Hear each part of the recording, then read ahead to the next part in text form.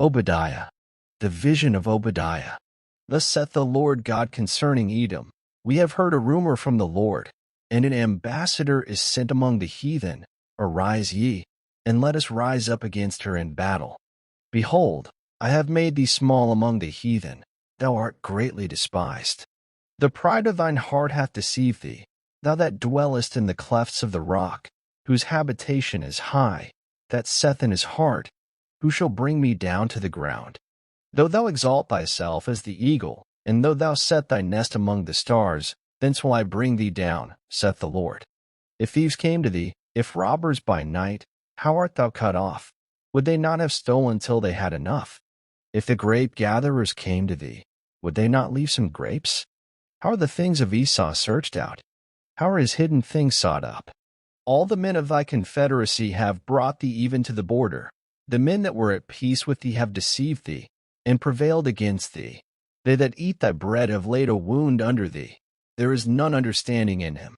Shall I not in that day, saith the Lord, even destroy the wise men out of Edom, and understanding out of the mount of Esau? And thy mighty men, O Taman, shall be dismayed, to the end that every one of the mount of Esau may be cut off by slaughter. For thy violence against thy brother Jacob's shame shall cover thee, and thou shalt be cut off forever. In the day that thou stoodest on the other side, in the day that the strangers carried away captive his forces, and foreigners entered into his gates, and cast lots upon Jerusalem, even thou wast as one of them.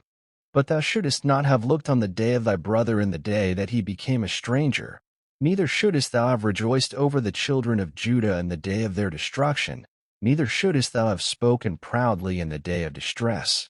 Thou shouldest not have entered into the gate of my people in the day of their calamity.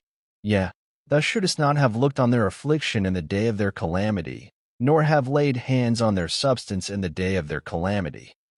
Neither shouldest thou have stood in the crossway, to cut off those of his that did escape, neither shouldest thou have delivered up those of his that did remain in the day of distress. For the day of the Lord is near upon all the heathen. As thou hast done, it shall be done unto thee.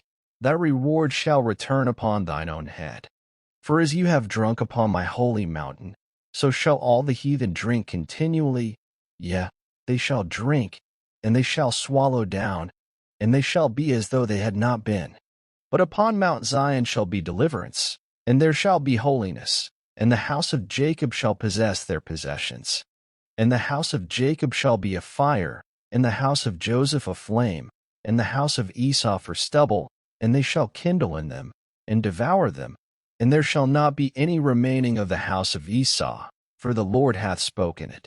And they of the south shall possess the mount of Esau, and they of the plain the Philistines, and they shall possess the fields of Ephraim, and the fields of Samaria, and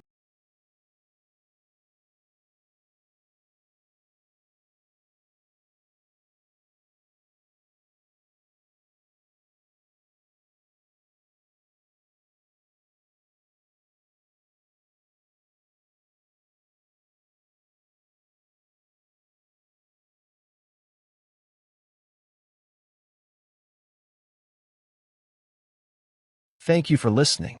Up next, Jonah 1.